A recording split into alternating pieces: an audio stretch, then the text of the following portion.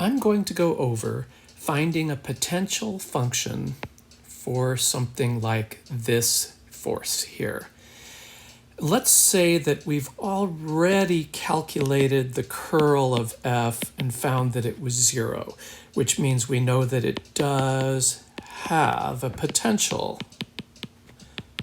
We just want to review how to find it. Well, I'm going to use partial integration, and there's more than one way to do it, but here's the way I like best. I'm going to imagine that we are going to integrate along, here's my xy axis, and I'm going to imagine that we're going to start at 0, 0, 0, and we are going to integrate first along the x-axis out to some point x, 0, 0. In other words, we are going to start by saying, well, since we're only going from 0 to x, everything else stays 0. So that means that x is x, but y and z just disappear from our work.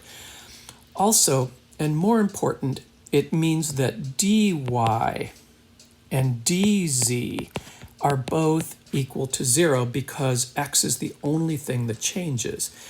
And remember, when we are finding the integral, I wrote it up here, when we're finding that integral of f dot dr, what we're really finding is the integral of y squared dx and 2xy e to the 3z dy and 3y e to the 3z dz. So in this first case, we have simply made dy and dz disappear from our work. And we are simply doing the integral from 0 to x of y squared dx, but since y is 0, that's just the integral of 0, so we get nothing from that first part. All right, that's okay, that happens. We now go back to our graph, and we imagine that starting at 0, x, 0, 0, we go only in the y direction to some point x, y, 0. In other words, now only y changes, so that dx and dz are 0, which has the effect this time of blasting those out. Also, we have, let's see, what is left? Oops, I see I forgot a plus sign in my 2xy plus e to the 3z. We have x still is x, but z is still 0 because we are only going from x, 0, 0 to x, y, 0. So z still stays 0. And therefore, we are doing the integral from 0 to y of 2xy plus e to the 3 times 0. And that gives us, remember, e when you plug in a 0 doesn't just disappear. We have the integral of 2xy plus 1 dy. All right, well, x is a constant, so the integral of 2xy is just 2x times 1/2 y squared, and the integral of y is y. Integral of 1 is y. Yeah, I can talk. And of course, we have to take that from 0 to y, and so the things disappear when they're 0, and we have xy squared plus y.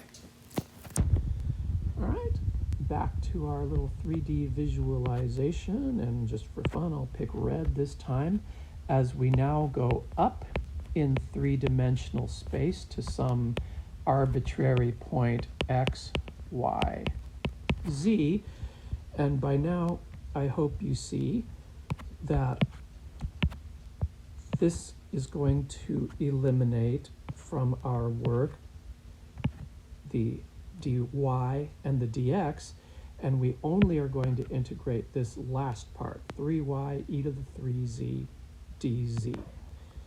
Okay, we're going to integrate that from 0 to z, and we are integrating, what did I say? We're integrating 3y e to the 3z dz, and the good old power rule gives us 3y, because remember now y is constant, and integrating e to the 3z, we wind up dividing by the 3 inside, and we're taking that from 0 to z, and that gives us y e to the 3z.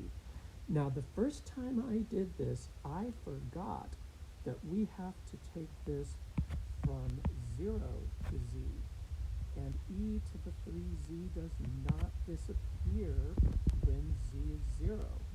That is y e to the 0, and so we get y e to the 3z minus y.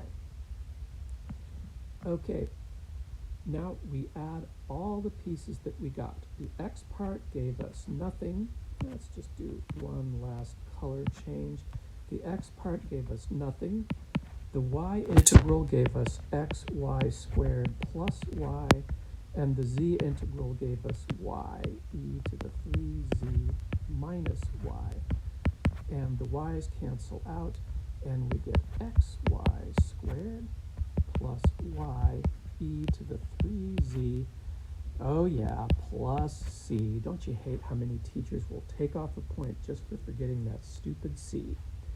And that is a way to use partial integration to find the potential function.